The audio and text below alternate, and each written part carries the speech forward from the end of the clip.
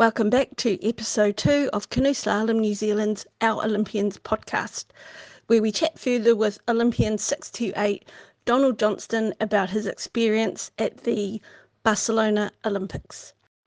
So John, could you tell us what your support team and build-up looked like going to the Barcelona Olympics? And that was John Mayles from Australia.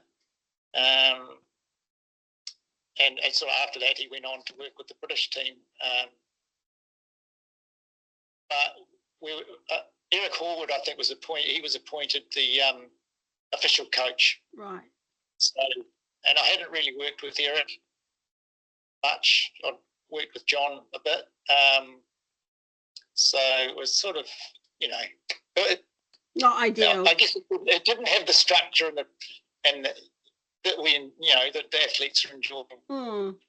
Yeah. Now, the big differences are, of course, we've got quite a lot of exposure to high level competition.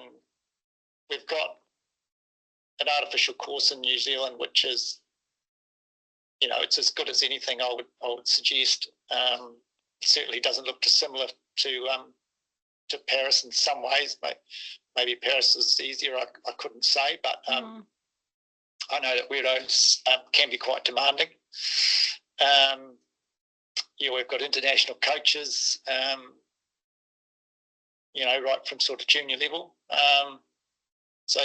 There's quite a lot of big changes. I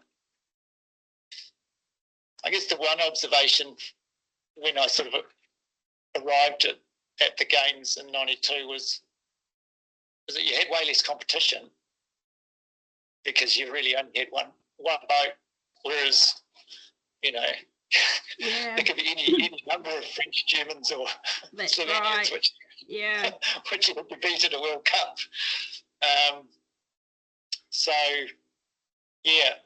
But the level, I think, was quite like the lift from the previous year, because it was an Olympic event. I think the money and effort that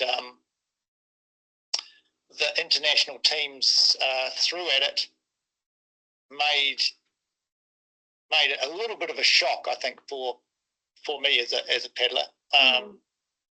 Kind of the level had jumped, and they'd prepared really well. It's probably less of a shock these days, but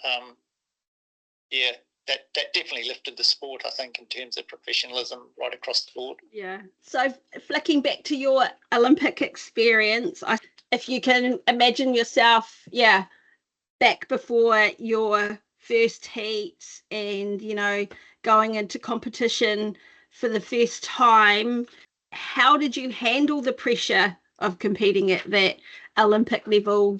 What sort of things did you have in your toolbox to sort of help you when you're on the biggest platform that there is for competing? Good question. I think possibly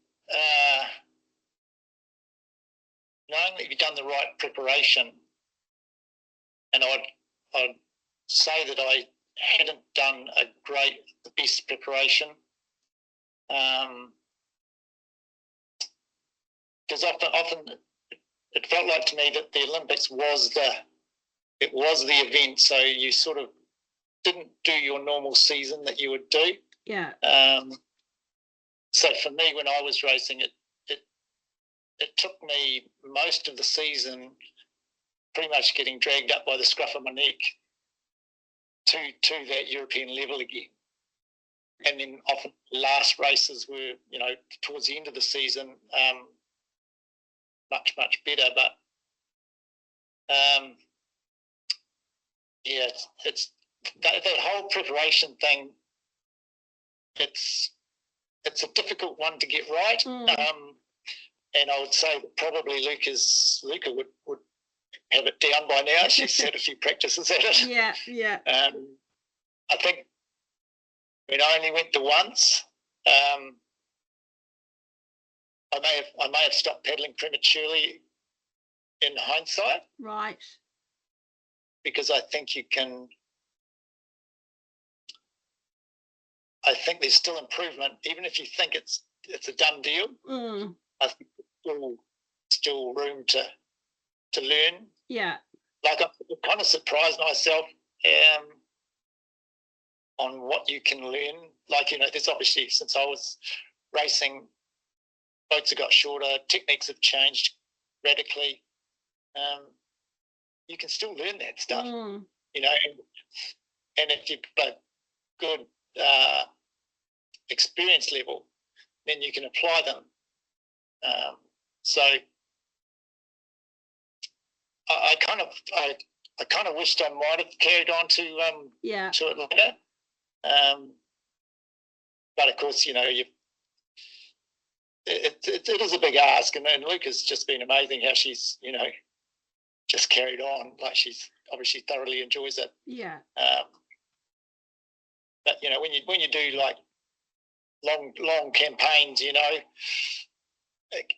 can wear you down a bit, Yeah. But it's okay to just take a little break and have another crack.